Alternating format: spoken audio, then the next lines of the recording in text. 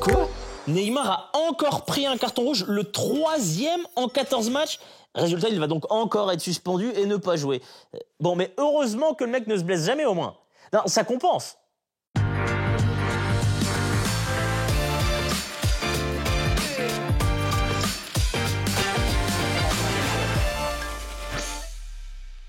Salut les footeux, je m'intitule JB Goupil, bienvenue dans le Bureau des Stats, l'émission qui vous dit tout sur les stats les plus insolites de la Ligue 1 Uber Eats. Au menu de cette 31e journée, 26 buts, 4 victoires à l'extérieur, 53 cartons jaunes, 6 cartons rouges. Lille qui reprend la tête du championnat grâce à sa victoire sur Paris, 2e à 3 points. Et Monaco double Lyon et se retrouve 3e à 1 point du PSG. Et pendant ce temps-là, Nantes prend la 19e place du classement. Mais pas d'affolement, l'ambiance est bonne dans l'équipe et ça c'est positif. Alors il y a juste eu une petite embrouille entre Camboire et Palo à la fin du match. Mais la routine, rien de bien méchant.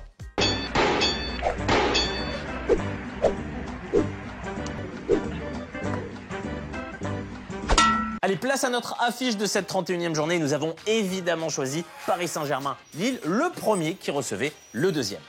Juste avant cette rencontre, Lille n'avait perdu qu'un seul de ses 17 derniers déplacements en Ligue 1. Quant au Paris Saint-Germain, il n'avait perdu aucun de ses 21 derniers matchs à domicile en Ligue 1 contre Lille. Donc autant dire que les Parisiens semblaient en position de force.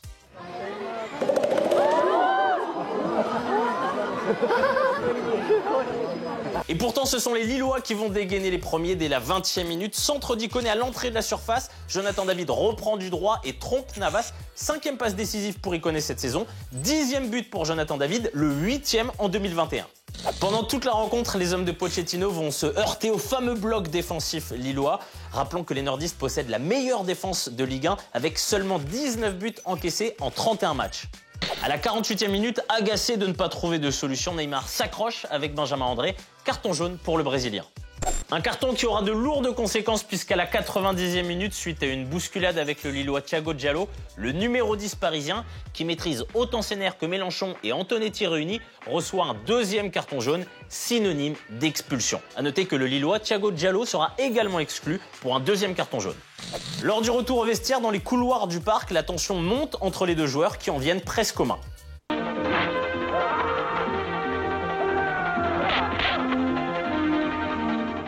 Les stats du match, 16 tirs dont 3 cadrés côté PSG, 3 tirs tous cadrés pour les Lillois, 65% de possession de balle pour le PSG, mais les joueurs de Christophe Galtier se sont montrés plus efficaces. Paris a perdu chacune de ses 3 dernières réceptions en Ligue 1, c'est la pire série depuis octobre 2007. 8e défaite pour le PSG cette saison, un record sous l'ère qatari. Place maintenant au meilleur joueur de cette 31e journée, nous avons opté pour le Danois Kasper Dolberg lors de la rencontre Nantes-Nice. Et on est bien content de le retrouver parce qu'il faut bien avouer que depuis quelques mois, Kasper était devenu fantomatique. Bon, et en même temps, c'est vrai qu'il n'a pas été épargné. 1 an et demi après son arrivée chez les Aiglons, le Danois a été victime d'un vol dans son propre vestiaire, un cambriolage, un vol de voiture, testé positif 2 fois à la Covid-19, d'une entorse de la cheville gauche et d'une opération de l'appendicite. Voilà.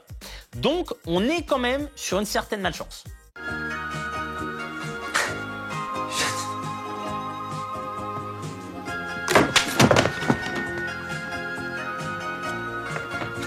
Mais à la 10e minute, Kasper Dolberg va enfin reprendre son destin en main. Suite à une faute de Touré sur Thuram, il transforme le pénalty niçois 1-0. À la 28e minute, frappe de Thuram repoussée par Lafont. L'ancien attaquant de l'Ajax suit intelligemment le ballon et marque dans un angle très fermé. 2-0, c'est son deuxième doublé cette saison. Dolberg est de retour et ça fait plaisir. Mais attention, pas de quoi s'enflammer non plus, parce qu'en face, c'était quand même la défense du FC Nantes. On doit entraîner différemment chez vous. Votre défense, nul. Ses stats, Dolberg a touché 40 ballons, 42% de duels gagnés, 83% de passes réussies, 5 tirs, tous cadrés, 2 buts. Place maintenant au pire joueur de cette 31e journée, titre décerné à Mecher lors de la rencontre Bordeaux-Strasbourg, puisqu'à l'image de son équipe, le Bordelais a été totalement à la ramasse.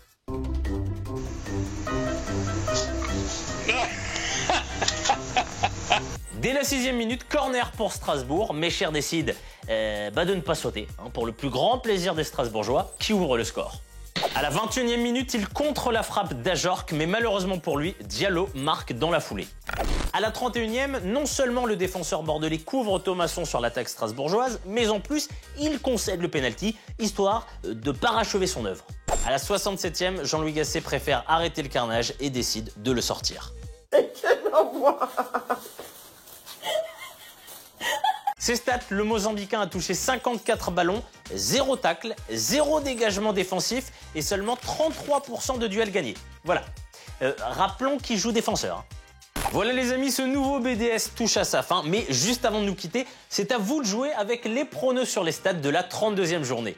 Alors, à votre avis, lors de Nantes-Rennes, les Nantais vont-ils enfin gagner et remonter au classement? L'avis de la rédac?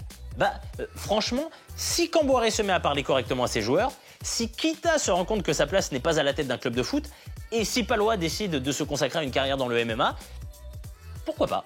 Le DFCO va-t-il enfin remporter son prochain match? L'avis de la rédac? Il joue contre qui déjà?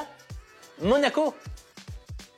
Si on associe à la pandémie un tsunami sur le rocher, un tremblement de terre intra-principauté, plus une intox alimentaire sur l'intégralité de l'effectif monégasque, il y a moyen de décrocher un nul. Et encore, faut voir. Voilà les amis, j'étais ravi d'être avec vous pour ce 32e Bureau des Stats. On se retrouve la semaine prochaine pour un nouveau BDS. Et surtout d'ici là, n'oubliez pas que les statistiques sont au football, ce que le fair play financier est à la magouille, indissociable. Mais il va vraiment disparaître le fair play financier? Mais qui gère ça exactement? C'est Platini, Blatter ou le Qatar? Ah, les trois. Oui, donc je comprends mieux, ouais.